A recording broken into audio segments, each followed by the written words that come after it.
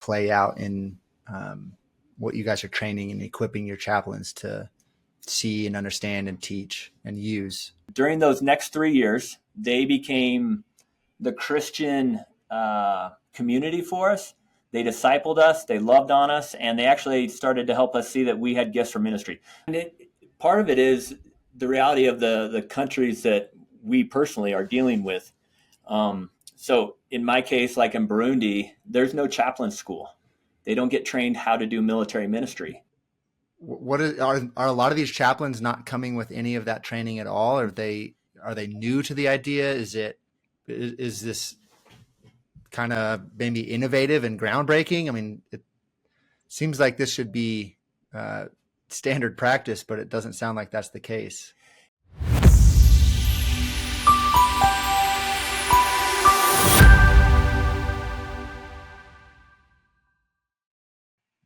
Welcome back to the Ministry Growth Show. Today on the show, I'm going to be talking with Brian Kleager. He is one of the VPs of Cadence International. Brian, thanks for being on the show. Thanks for having me. Looking forward to this time. Yeah. Can you tell us a little bit about Cadence International? What's the origin story? How'd you get started? Why do you exist? Those type of things. Yeah, Cadence International, our mission is sharing the gospel in our lives with military communities. And we're a ministry that's focused on militaries, coming alongside chaplains, rounding out their work. The majority of our ministries are working with U.S. military, but we also have some small slices that are working internationally and cross-culturally. That's part of what I do. And our organization got started, well, I mean, you can trace the origins actually all the way to World War II. There was a young soldier named Jesse Miller.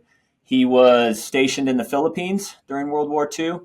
And while he was at, I think it was Clark Army Airfield, there was an American family, the Brooks family, and they were missionaries, and they lived close to the American military base. And so he would go out there all the time, and they would do Bible studies at their house. He'd get a home-cooked meal. During his time with them, I think it was 108 Bible verses he memorized just by being with them and being in their Bible studies and their ministry to him and other soldiers. And then the Japanese attacked the Philippines, and he retreated with all the American military to the Bataan Peninsula. And for about 3 months, he was part of the resistance. And then eventually when the military surrendered, he then was part of the Bataan Death March, which was about a 3.5 week ordeal for him, where honestly, the Japanese did not want to spare their bullets. So if an American fell out, was too sick, couldn't keep going, they would bayonet him just to save ammunition. And he somehow survived that. And his reward for doing that was several years in a Japanese POW camp. And he has incredible stories about what life there was like. But one of the things through that whole ordeal that he kept thinking to himself was, if I survive this, I want to do for soldiers what the Brooks family did for me. If I ever survive this, and if I have a home of my own, God, the house is yours to use for the military, for soldiers and their families. So sure enough, he survived, came back. I think he went to Bible college and got married, and he and his wife went overseas, and they just started doing exactly what the Brooks family did for them. And over time, a couple more soldiers came along and were inspired by it, wanted to be a part of it, felt the calling by God. So then there's a few more doing it. And in 1954, so this year's our 70th anniversary, these about 5 or 6 guys gathered together, prayed about it, really sensed God leading them to kind of formalize what they're doing. And so they created an organization called Overseas Christian Servicemen Centers, OCSC. Okay. And the interesting thing is, over time, they realized they were serving not just overseas, and it wasn't just to servicemen, it was to women also. And so there needed to be a name change. And through that process, we got renamed Cadence International, so kind of like a marching cadence. And we like to say that one of our goals is to stay in step with the Spirit, just like in a marching cadence, you got to stay in step with one another. So that's kind of the background of Cadence. And so our whole ministry now is coming alongside military chaplains. We like to round out their work. We work really hard to help them understand that we are to be a blessing to their ministry. We're not in competition with them. And we do this, a lot of it's through hospitality houses, Those are, we do ministry out of our homes using gift of hospitality, high relationship. We have a student ministry component. We have a cadet ministry program, family ministry, and some international ministry as well. I think I got all of them there. Interesting. So how has there was the name change in there, but how's the model shifted over the years of how you guys have done ministry? And what does discipleship and disciple making look like within that? Yeah, both those are great questions. I obviously wasn't there in the start of all this, but Right. the stories I hear, reading the accounts, reading the history, talking to those who knew the founders, our ministry style hasn't changed much. And we are Interesting. high discipleship in our ministry approach. And we use hospitality and relationship as a primary avenue for doing ministry. So just give you an example, I was in the Army after I graduated college. 6 weeks later, I got married. And within several months, me and my wife got stationed in Germany. So newly married, new to being in the military, and new to living overseas. And our second Sunday, when we're in chapel on this Army post in Germany, this couple, Paul and Stacy Cassidy, they walk up to us. They recognize we're new. They introduce themselves. We get to know them. And they run a Cadence hospitality house outside the base, and they invited us out for lunch. And during those next 3 years, they became the Christian community for us. They discipled us, they loved on us, and they actually started to help us see that we had gifts for ministry. My wife and I had no plans to go into ministry. My wife's an athletic trainer, kinesiology major. I was a criminal justice major, loved being in the Army. I was a tanker, did reconnaissance, was in a cab unit. I mean, we loved what we were doing. And then God led us and shifted our focus and basically called us out of the military to do ministry to the military, just from a different angle. And so I went to Denver Seminary. After that, we moved over to Germany, and we started a hospitality house at a U.S. Army installation called Grafenwehr. And basically, we opened up our home outside the Army post with the support of the chaplains. We're in service every Sunday, but like every Friday night, we'd do a dinner and Bible study in our home, and we do a potluck dinner. And so we would ask the parents to bring your kids fed, feed them at home, but then we have childcare for them. We have a children's ministry program for them upstairs. And the reason we would do adult-only dinner is because when I was deployed to Iraq in 2003, 2004, my wife, our oldest son at the time, was 10 months old. And she said during that time, she just craved adult conversation. We were stationed in Colorado Springs, and she would go to the Chick-fil-A and buy coffee just hoping that she could talk to people. And so the idea was in our ministry, we wanted to have a setting where, especially if husbands are deployed or spouses are deployed, the family can come. The spouse can have adult conversation without her kids at her feet, have dinner together. Then after dinner, we'd go downstairs and we'd have a worship service, time of worship, a time of teaching. I described it as halfway between a sermon and a Bible study. I mean, we're going somewhere, but it's participatory. I'm asking questions. They're providing the application to the principles we're teaching. Then we would have dessert. Some soldiers would stay till 11, 12 at night. So we had a bunk room. Some single soldiers would stay the whole weekend. And so that's kind of like how I like to view discipleship as multiple points of contact, life on life, and you've got multiple points of contact. So I see a soldier in chapel on Sunday. He comes to our dinner Bible study on Friday nights. He might stay the weekend. He might get to see my wife and I argue over something petty, but because he's staying there, living with us over the weekend, he gets to see it. That's discipleship. I go to the gym with him. I work out with him, So that's what discipleship looks like. And in Cadence, one of the beautiful things is we let each of our missionaries tailor their ministry to their gifts. And so ours was very family oriented because we had young kids, but some are more singles oriented. Some might be more focused on retreats and conferences. So each one's a little bit different based on the gifts and the talents that God's given those missionaries. Okay. So a lot of the work through these hospitality houses, and then a large percentage, it sounds like, is ministry to the U.S. military. What does it look like to do ministry to outside of the military and maybe other militaries? Yeah, that's a fun question, in part because I'll tell you the story, how it worked for me.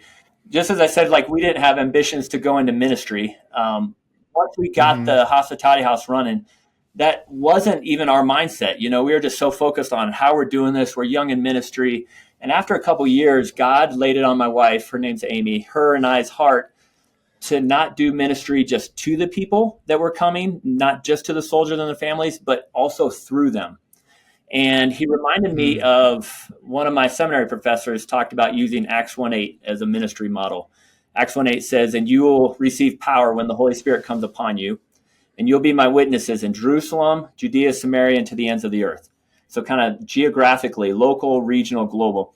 And so we really started praying about what would that look like. And so we started doing things with soldiers and their families to help them do ministry to their neighbors, to their coworkers. We called it a worship and serve day. Like for 2 months leading up to this Saturday, we'd say, talk to your neighbors, talk to your coworkers, find out projects we can do. And then we're going to gather as a Christian community. And on that day, we'll come together. We're going to worship for a little bit, pray together.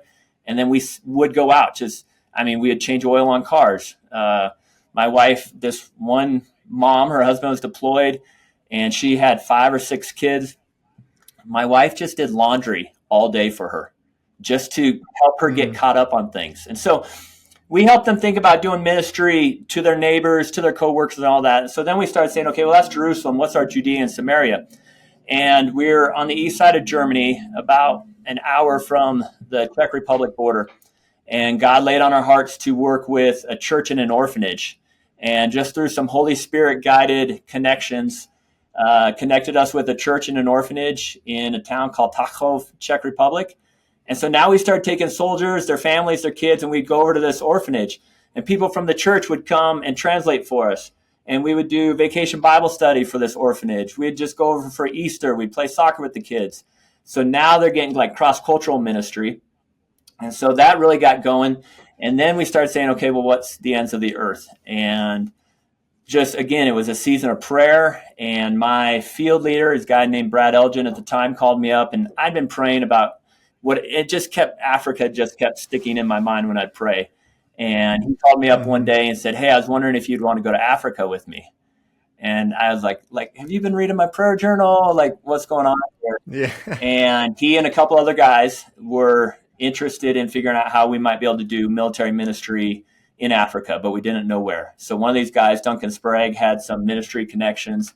We went down there. The short story is a little country called Burundi. It's in Eastern Africa. It's one of the Mm-hmm. poorest countries in the world, one of the most malnourished. They were in a genocide and civil war for 11 years, ending in 2005. And we have been able to partner down there with chaplains. We do chaplain training. We do training in trauma care. We do conferences. And after a while, we got connected then with a group of wounded soldiers. And now our primary ministry in Burundi is to these wounded soldier communities. And these are small little communities of these soldiers who, from 94 to 2005, they were fighting against each other. And now they're living in these Mm. communities together, and they're dependent on each other because one's blind, one's in a wheelchair, and they're taking care of each other. And so we've partnered and created a ministry of local Burundians. They go into these communities several times a week, discipleship, providing care for these guys. We just bought a farm field, and they and their wives are now going and raising crops. And they have so it's just one of those. So that's kind of the cross-cultural piece, just from my personal story of, and like I said, that like no grand visions, like of like this is what's going to happen when we get into ministry. We just kept kind of staying in step with the Spirit, and we look back and honestly just kind of laugh and are amazed at what God does. Mm. Yeah, just keeping on that cross-cultural missions topic. Can you talk about the importance of military ministry and providing this ministry support to soldiers and chaplains in Ukraine? We talked about this offline. Is this something that you wanted to talk about? So what does that look like within that context? Yeah, God has been very gracious to lay on the heart of me and a couple others. One, another vice president within Cadence, his name's Paul Bradley. And so the two of us from within Cadence have a passion for helping soldiers understand trauma and the Mm-hmm. response to trauma. And over the years, the U.S. military has been doing a better job of destigmatizing trauma, and so much has been learned on it. And so Paul and I have taken our experiences personally and a lot of the things that we've learned. He's trained on it in Burma and in Southeast Asia. I've trained on it in Burundi. But then with the war in Ukraine, we got invited to come over and train pastors and chaplains. And so last October, we went and did that. And then flowing out of that, we got connected with another ministry partner over there called AAA Authority. And this is another former, so a U.S. military guy. He was Marines and then Army. And now he moved his family to Kyiv when the war started because he sensed God calling him there. And so we partner with him and we go out and we partner with chaplains and we give them training, but then they also take us to their soldiers and we meet with their soldiers and we provide training for them. We liken it to, if you think about in the medical world, you have doctors at hospitals and then you have frontline medics. Well, in the trauma Mm-hmm. world, you have clinicians and psychiatrists and the medical professionals. And then you also now can have frontline trauma medics, so to speak. But we're not training just like one guy to be a trauma medic. What we're going in is we're training frontline soldiers of some things that they can do in the midst of the trauma that they are going through that will lessen the potential for a strong injury and even it becoming a disorder. And so we go in, we meet with them, we share with them, we give them some practical tools, we hear their stories, and we're leaning into their lives while they're in the midst of, we hear about some really evil, horrendous things that they're going through. And so to lean in and to be Mm-hmm. present is what we're doing. Yeah, that's that idea of therapeutic application within a ministry context, regardless of whether or not it's military ministry or otherwise. A lot of ministries that we talk to are going into some really hard places, and they're seeing the effects of evil inside and outside of war, torn countries. That this trauma care and trauma informed care is becoming more and more of a important piece to ministry, to step into need in that way. What are a lot of these chaplains not coming with any of that training at all? Are they new to the idea? Is this kind of maybe innovative and groundbreaking? It seems like this should be standard practice, but it doesn't sound like that's the case. Yeah, and part of it is the reality of the countries that we personally are dealing with. So in my case, like in Burundi, there's no chaplain school. They don't get trained how to do military ministry. And so they go from being a pastor and they go down, they apply to join the army and to be a chaplain. And now they're given a uniform, given a little bit of training in military protocol, and now you're a chaplain. And even in those countries, the ability for higher level, training and education, seminaries is quite limited. And then in Ukraine, the interesting thing is they haven't had formalized military chaplains until just a couple of years ago. They had volunteer chaplains, I think, going back about 10 years, but they just formalized their chaplains program within this last war. And so a lot of their chaplains are brand new, and again, have not been trained in military skills, in trauma-related things. They've been pastors. Maybe they're doing something else and just sensed the calling of God. We got linked up with a guy named Chaplain Alex. He's a volunteer chaplain in the Ukrainian military, wears the uniform, gets paid nothing by the military. I said, well, how do you make money to pay bills and buy groceries? And he goes, God just keeps providing. I said, well, does your wife have a job? He goes, no, she's raising our son right now. I said, so you just rely on, he goes, sometimes the church gives us money. Sometimes other organizations give me money. And he goes, God just keeps providing for me. And so his training, his experience is very limited, but he's stepping out in faith and he's loving on these guys. And because he's willing to go to hard places and be present with them, they respect him. Hmm. Yeah. What does it look like for within your context, the military ministry, to adapt to some of these unique challenges faced by soldiers in these conflict zones and the chaplains in these conflict zones? Yeah, the adapt word is really good. We have to go into especially a week ago, I was in Ukraine and I was out east, Okay. and we had lined up 15 different blocks of training over a 7-week period when we'd be out east. And I think 3 of those planned training sessions occurred. So now there's all this time that's opened up. And so we're adapting to what's going on. But just based on the fact that we're there and we're present gives us an opportunity. We're praying, we're trusting the Holy Spirit. We're like, as an American, I really like to have the plan. As a military guy, I love it to be structured. We'll show up at this time. We'll do this training for this long. Here's our objectives.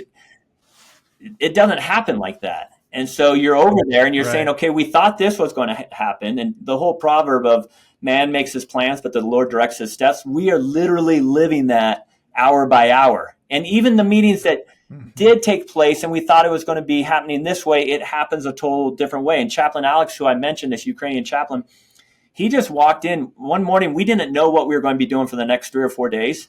And so there's 4 of us on this team. We're staying at this church. We're downstairs. We're just praying, having a Bible study, doing a little devotional. And Chaplain Alex walks in, sits down, and says, "Can I just ask what you guys are doing here?" And in real broken English. And we explained to him. He's like, "Well, I have soldiers. I'll take you to them." And we're like, "All right, let's go." And so Chaplain Alex, took us to his soldiers. We got to train him in the trauma principles. He got to hear it a couple times. So then now he's able to actually go and help these soldiers put it into practice, but also train them what to be doing. So I guess the adapt thing's real important. I have a philosophy of a funnel is just how I've come to think about it. And in all of us as followers of Jesus, we're called to certain things as followers of Jesus. We're all called to forgive, to share the gospel, to love others, to show mercy. That's a calling on all of us. And then out of all Christians, there's some that are called to vocational ministry. So it gets a little bit more smaller group. And out of those who are willing to do vocational ministry, some are willing to do it cross-culturally. And I don't say that as like that's a higher calling or anything.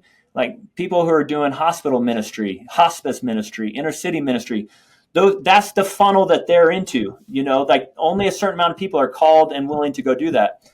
And so in our case, being willing to go cross-cultural and do ministry, being willing to do ministry to the military, and also being willing to do ministry in unsafe settings, I think just means the funnel gets smaller and smaller.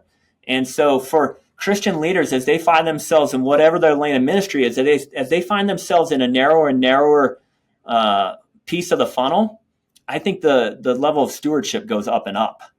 And so the fact that I'm willing to go to Eastern Ukraine and minister to soldiers on the front line, I take that calling incredibly, I hold it incredibly with high regard. I don't take it lightly. Right.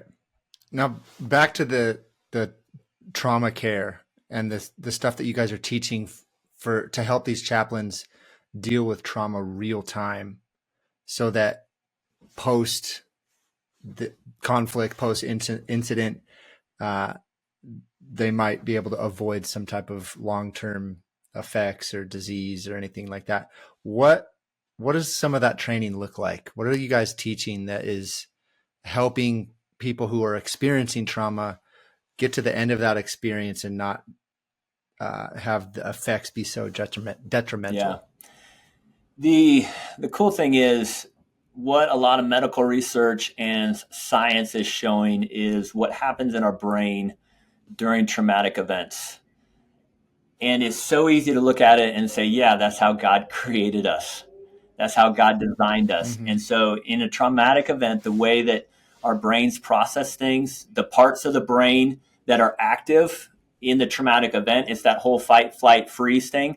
A different part of our brain is taking control at that moment. It's the amygdala. It's the part of our brain that like controls your heartbeat. We can't make our heartbeat stop. It's just part of our brain that controls that. And so what happens in a traumatic event, and the parts of our brain that are guiding and controlling what we're doing are different than the parts of my brain that are guiding this conversation right now. And the other thing is the way that trauma gets stored in our minds, locations are also different than normal memories. So that's a quick snapshot, which obviously there's a lot of detail that goes into that, a lot of science behind it. And so we explain that to the soldiers on the front lines just to help them understand, like, this is what's going on in a traumatic event.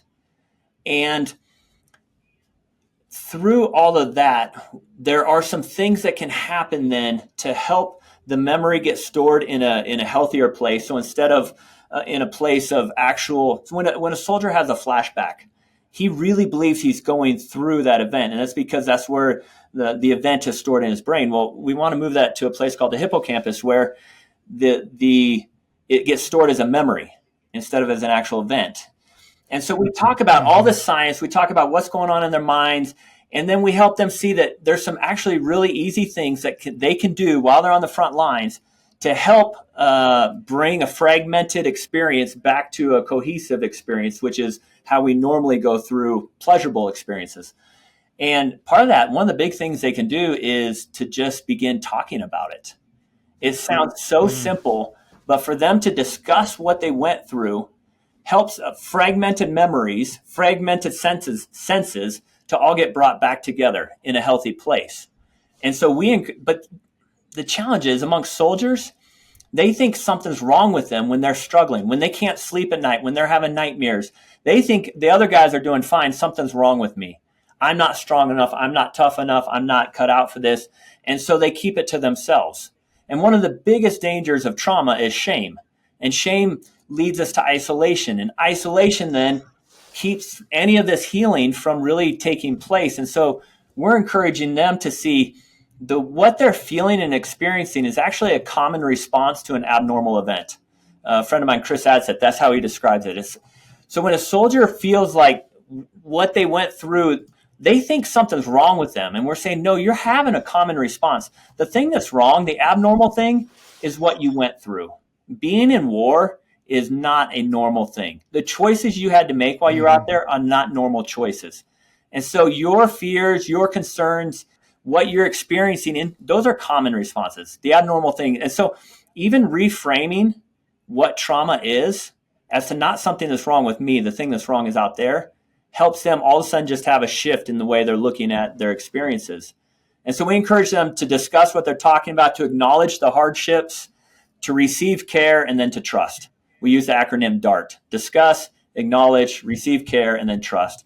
And the trust piece is trust that healing is possible. Trust your battle mates that you can talk about this.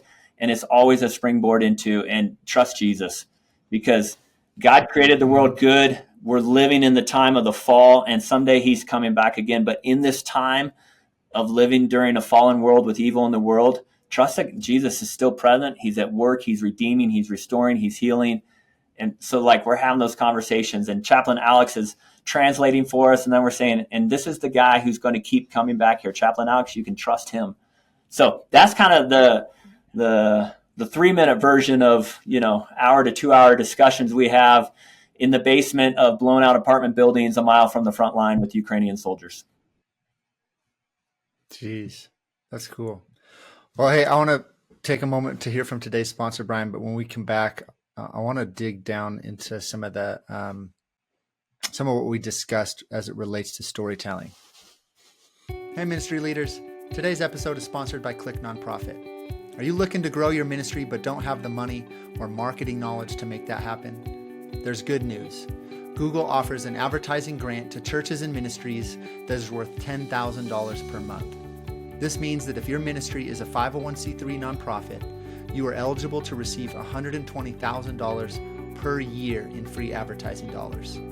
This allows you to place ads at the top of Google search results page and drive thousands of visitors to your ministry website every month.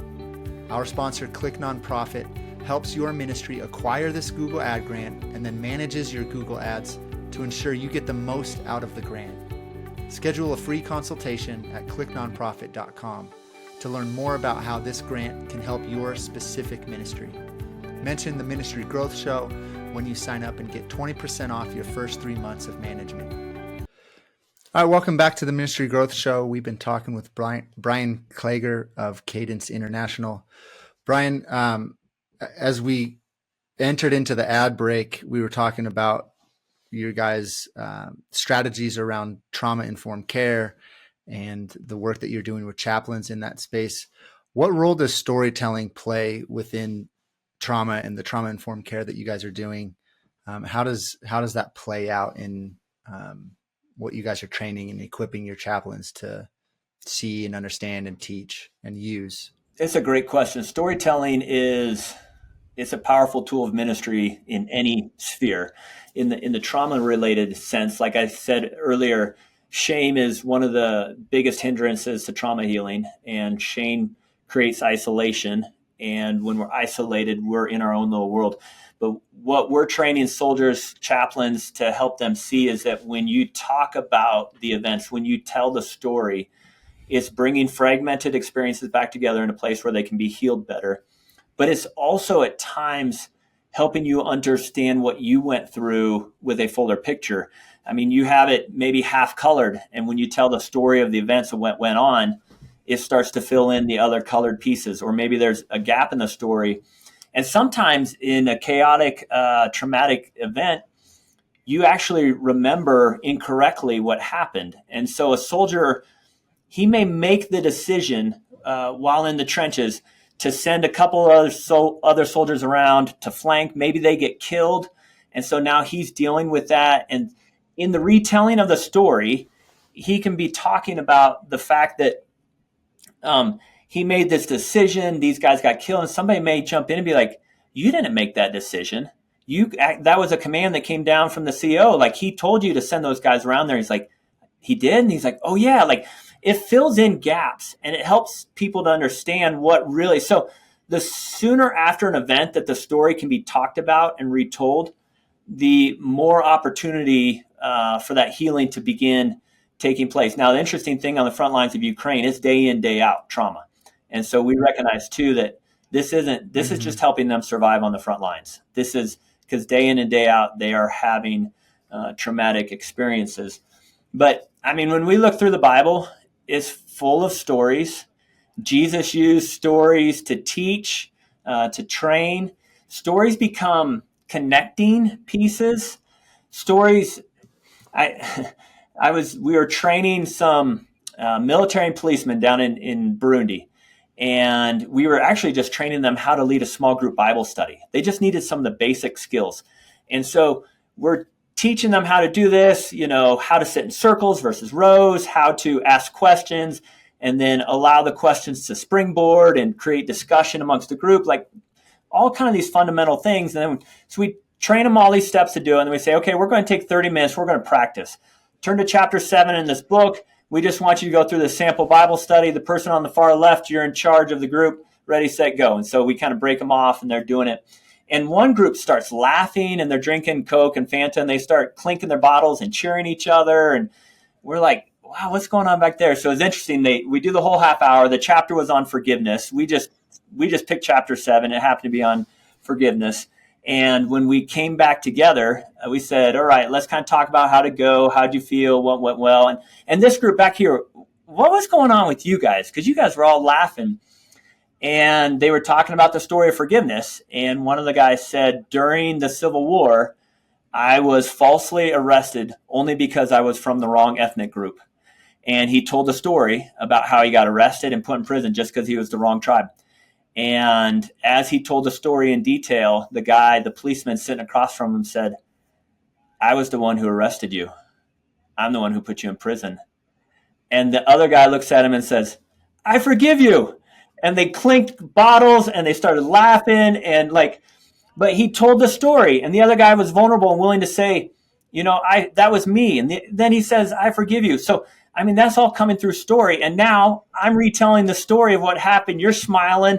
Our listeners are hearing this, and hopefully they're like, okay, God, you're good. You're up to things. Like, you're orchestrating forgiveness and reconciliation in ways where we thought we were just teaching a Bible study on chapter 7.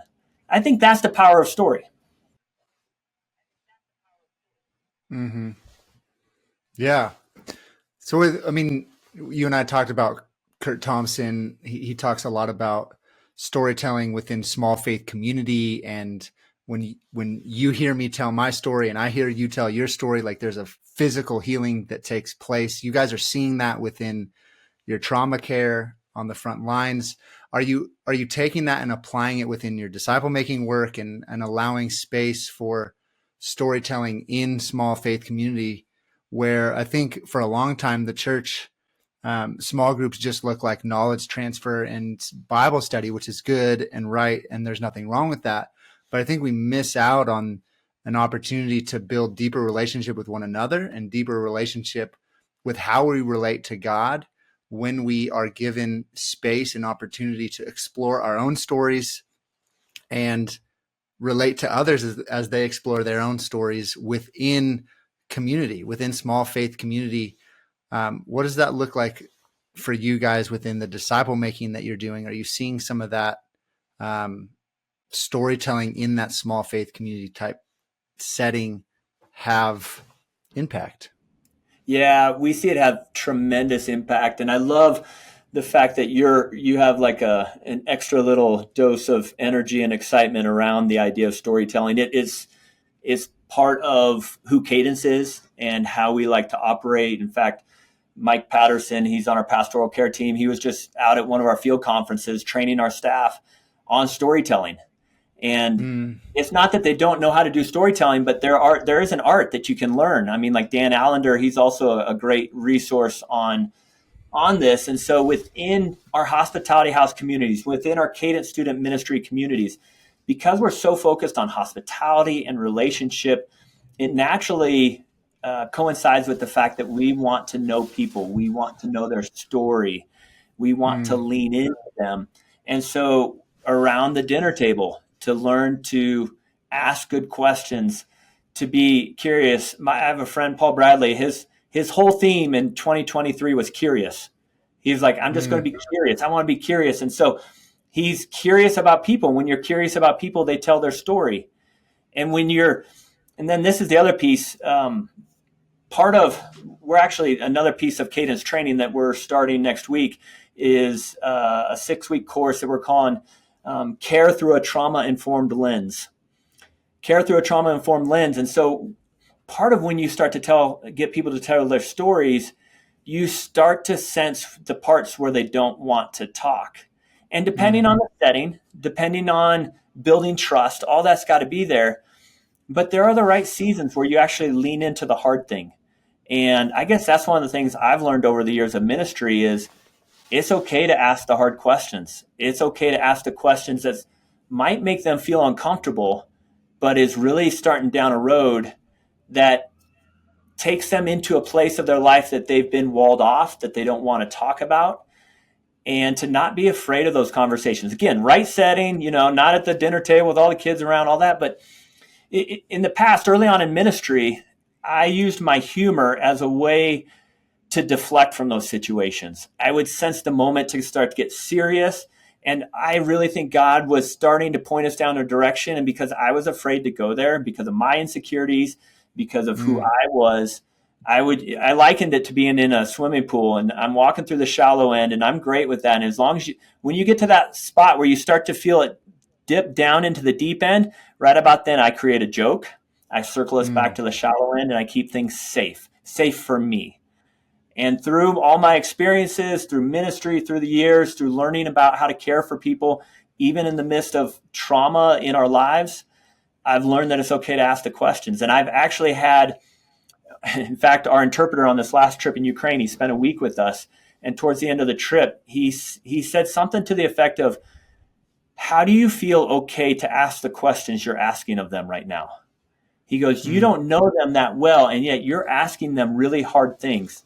You're asking them how they felt when they just got the news that they had lost another soldier. You're asking them how they felt when this event took place and they were in the dark trench all night, not knowing if they were going to make it. And I just said, I think it's the courage to trust God, that God will do something with it. it's a level of respect. It's being vulnerable and honest, and then trusting what God would do with it. Mm. Yeah, I think that as I've looked at maybe the hesitancy of the church to enter into storytelling and to use it in whatever application. One of the things that I think is a major barrier to it being used on the surface level, just marketing and communications, but on the deeper level, what you and me are talking about right now, there is a level of vulnerability that's required that I think it requires practice. It requires us to be in the practice of becoming a storytelling people. And if we, like, just with anything else, without practice, we're not going to get good at something. Without practice, I'm not going to get good at being vulnerable about my story with those that I'm talking with and building relationship with. And to get past those vulnerabilities and the shame that's so wrapped up in so many of our stories, it requires practice, I think. And so it seems like you guys are giving space and opportunity for people to be in the practice of sharing their story. What are some of the things that you're doing to set up in those small faith community settings that give space and opportunity? Like you just touched on one of them, you're asking and are willing to ask the hard questions. But are there anything else that you're doing that other ministry leaders could take away from and apply into their disciple making context and their ministry context, whatever that looks like? Because I think we can all learn a lot, especially from you guys who are on the front lines, experiencing trauma and dealing with trauma so consistently and regularly. Like, this is clearly something that you're dealing with on an ongoing basis. So you're learning a lot faster than everybody else. I appreciate the way you said that at the end. We're learning a lot faster than everybody else. That's true, because as you were talking, I was thinking, yeah, that's true, but it's not just frontline stuff. It's in a hospitality house setting where the soldiers aren't deployed, and so many of us have trauma from our past, from our growing up, from our experiences. And one of the things about trauma is it changes us, and we're different people because of the trauma. And so I think one of the challenges in the American church, so I've lived overseas for 16 years, and in a couple different settings, all 16 years were in Germany, and they were in small communities and small pockets of Americans. So it wasn't so English speakers, but in these small communities, there was a richness and a depth to the community groups, both in the military setting and then in a small missionary town. And I think because we all had less options, we had similar timelines, similar schedules. We had one church that we could attend, and like everybody goes to the same school, so everything is drawing together, and it helps foster community. And so in that setting, we could you build trust over time. You're building relationships. You're getting to know things about people. You're experiencing them in different settings. We come back to America. I live, in the suburbs of Denver, and the amount of different churches and different ministries, instead of all coming together, everything's always going different directions. And so there's an innate challenge. And so what I think we need to do is we need to be very intentional about hospitality. We need to be very intentional about commitment. And so if you're in a small group in your church, like, that's one of the highest commitments that we need to be honoring in our lives. And so when an event A all of a sudden comes up, but that's the night of small group night, sorry, I can't do event A. And I think that's just one of the challenges in American culture. I've only been back in the States now for 2.5 years. And as I look around, I'm like, man, this is so much harder. It's harder for me. I'm not saying like it was so much easier in these small communities where it just naturally drew everybody together and we were Mm-hmm. bonding and caring for one another. And so we have to be intentional about how we foster relationships, long-term commitment to relationships, going deeper with fewer. And that's always harder than showing up and being friendly with lots. And so those are the things that I think over time really we've developed so we've got 5 families that we're in a small group with. It took a little time to figure out who it was and connect, and we're committed to each other. We go to the same church. Our kids go to the same school, so we got that overlap. We see each other multiple times throughout the week, but we're committed to one another, and we're committed to praying for one another. And even when I went to Ukraine this last time, I actually put together a team of 12 guys that were my prayer team. And I would send them text messages with details that I didn't want to tell my wife about till I got home because it was unsafe. But I needed 12 Mm-hmm. guys. And part of those 12 guys was absolutely going to be the 5 guys from my small group because that's part of life. They're going to experience what I was going through. So I don't know if that answers your question a little bit. No, yeah, that's good. That's good. Um, and then back to the learning quicker than the rest of us. Can you talk a little bit more on what that looks like, especially within your conflict zones where the trauma is real and every day? What are you guys seeing, and what are maybe some of the changes that you're making, the challenges that you're running into with regards to story? Are you seeing the same? Like, it sounds like you're seeing a lot of the same issues. I don't want to share my story because of the shame that's wrapped up in it. That's happening. It sounds like whether it's on the front lines of a conflict zone or it's out here in the West where we don't have that experience and comfort gets in the way of me having a deep, intimate relationship with people within my community. So, man, I'm just really interested in learning, like, what are some key takeaways that you guys are experiencing where you're having to learn this a lot quicker than the rest of us? I think part of it comes down to so Paul, who was in Ukraine with me and is part of Cadence, also Paul Bradley, he was in the Navy for a while, and then he's also part of a ministry called Free Burma Rangers. And so his experiences in Burma, his experiences in Iraq and Syria over the last couple Mm-hmm. of years, those are a bridge, and they immediately build a level of trust. I was in the U.S. Army. I was deployed to Kosovo and Macedonia.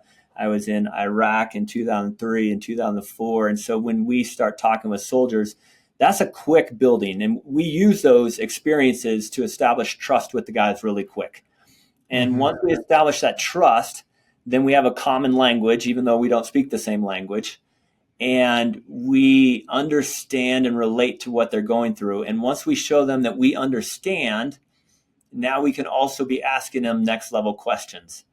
And Mm-hmm. we have the courage, I think, to ask some of those next questions because we know what it's going to do for their heart, their spirit, their soul, and their mind and their emotions.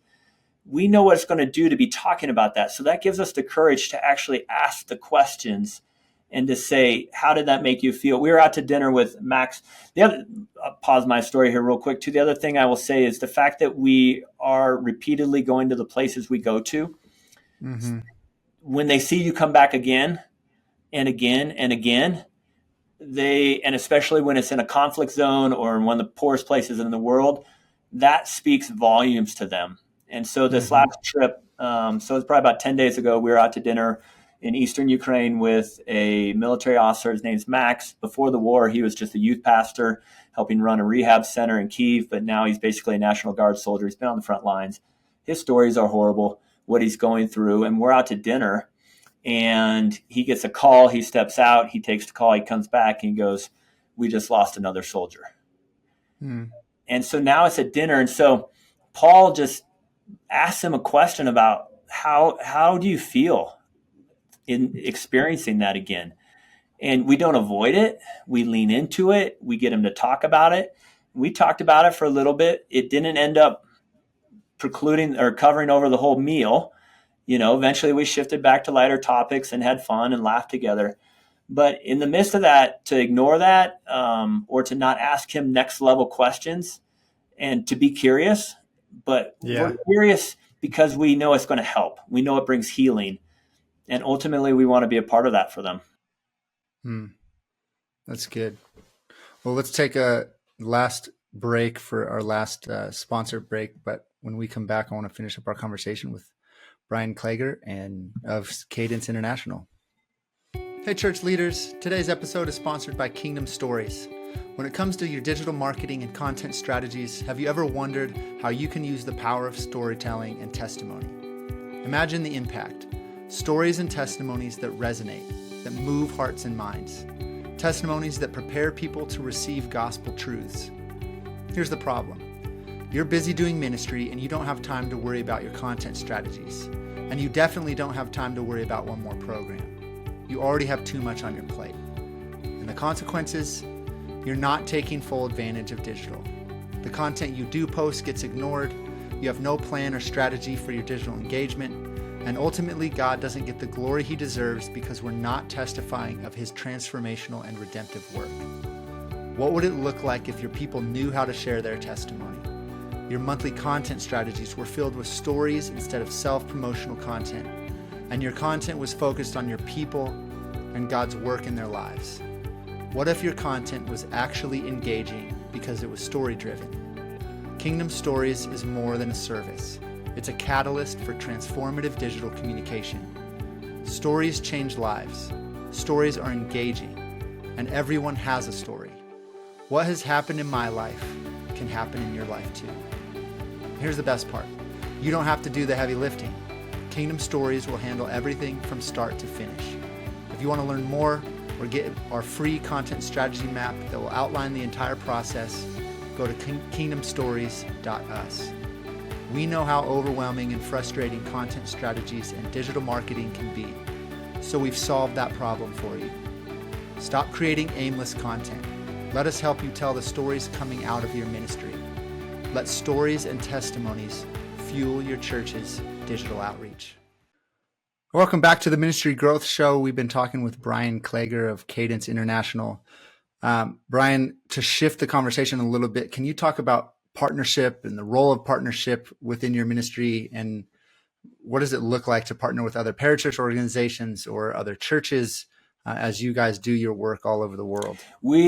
Our organization, it's great. The questions you keep asking, like, hit on maybe you just did a ton of research on Cadence, or maybe God's totally involved in this, or maybe all the above. But the reality is, like, partnerships is a huge part of who we are and how we work.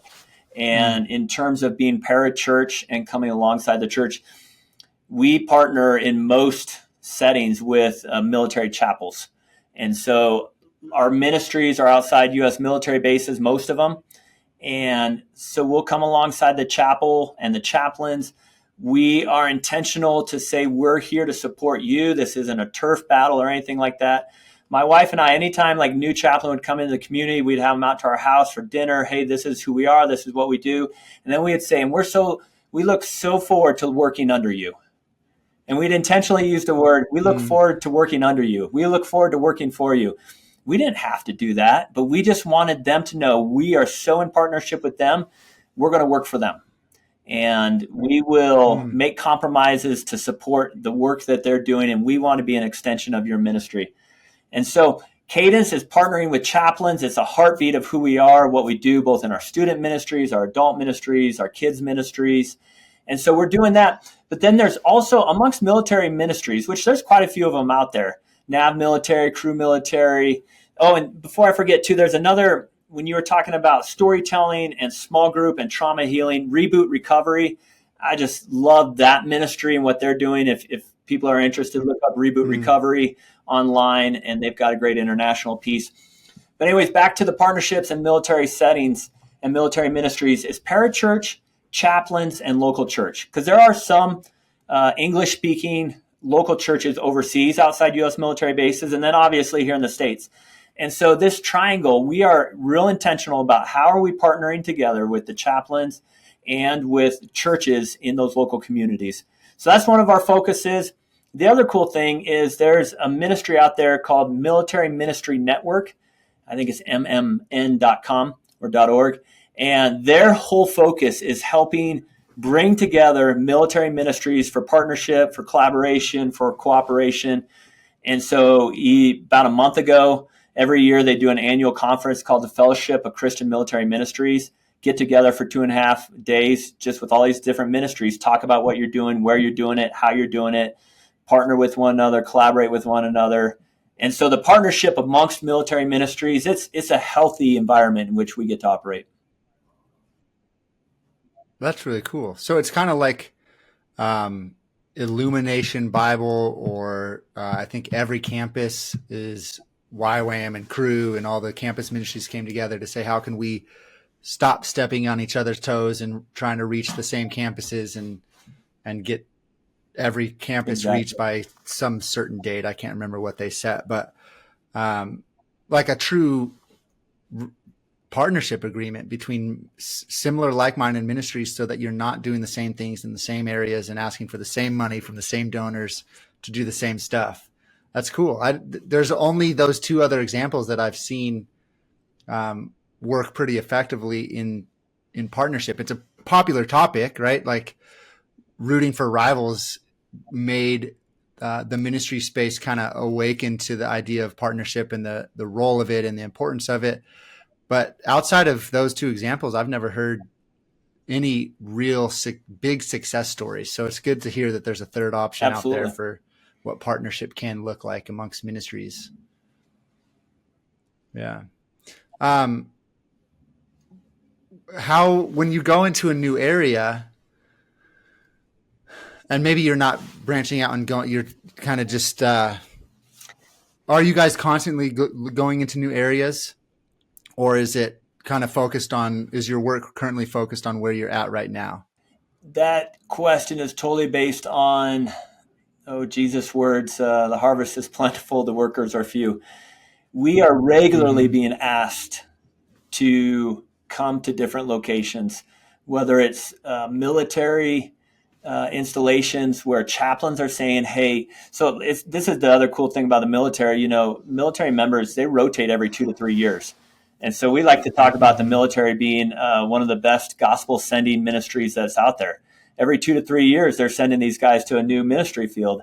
And so we're like, well, we get them for 3 years. Let's make sure we're discipling them, so when they go to the next place, they're able to be sharing the gospel in their lives with the military community, wherever they're at, and just using Cadence as a model, whether Cadence is there or not. But we have chaplains who will get to a new base, and they'll be like, hey, do you have anybody you could send to this base? We have military families who are asking that. And then even cross-culturally, we have more opportunities to go work and do training cross-culturally than we even have the people to go do it. Right now we've been invited to go down and train chaplains in Belize. And so, like that's the next one we're praying about, is that somewhere, God, you would want us to go. And if we had more people, if we had more missionaries, and I would just say, if you're like in seminary out there, if you're looking for a second career in life, we got a lot of people who do a full career in the business world, and then their second career, they come run a hospitality house, and they just get to love on kids, like their kids are growing and out of the house, and they come run a Cadence ministry. And so this is the shameless recruiting plug. Like, you're listening to this, you get excited about what I'm saying. Well, then Cadence is for you. The harvest is plentiful. We need more workers. We'd love for you to come open a new location, or, fill in at one of because sometimes our people are moving around too. And so one family moves to a new location, we have someone to backfill them and keep that ministry going in that location. That's good. Well, Brian, this has been a really fun conversation. If people want to get a hold of you and learn more about what you guys are doing, if someone hears that shameless plug and they want to get involved, how do they do so? The easiest thing to remember is cadence.org, like a marching cadence, CADENCE.org. And if you want to get a hold of me, then just do /Kleager, KLEAGER, like a beggar, but a Kleager. And my phone number, email is all on there. You can just give me a call. I don't mind. That'd be great. Perfect. Can I pray for you as we wrap up? Zach, that'd be awesome. I appreciate the time and letting us be able to share what God's doing around the world. And it's a delight just to get to be a part of it. When you're talking about storytelling, I feel my energy rise when I talk about what God's doing in military communities with people. So yes, pray, thank God for what he's been doing, and pray that he keeps doing it. Awesome. Father, thank you so much for this conversation with Brian and the blessing that it was to me. I pray that it would be a blessing to you and other ministry leaders, just to see the insights in how this organization runs and how they're thinking about story and the implications and applications for it. Father, I know that piece of the conversation was really exciting for me. I just lift up this amazing ministry. I pray for Brian and his team and the rest of the leadership team, that you would continue to guide and lead and provide wisdom and clarity on running the organization well and going where you have them go next. And I just pray that they would continue to follow you, that you would continue to do an amazing work through this ministry. There's so many opportunities within the areas and places that the military reaches across the globe. There's opportunity for disciple making everywhere. And so we just see that and recognize that and pray that you would move. Lord, we love you and thank you that we get to be part of this redemptive work and partnered with you in it, Lord. We love you. In Jesus' name we pray. Amen. Amen. Brian, thanks so much for being on the show. Thanks for having me. Thank you for listening to this episode of the Ministry Growth Show. If you've enjoyed it, we'd appreciate it if you rate and review us on your favorite podcasting app, and make sure you subscribe so you never miss an episode. If you have a story or expertise to share with other ministry directors and pastors, or know someone who would be a great guest for the show, let us know. We love connecting with ministry executives and sharing their wisdom and insight with our audience.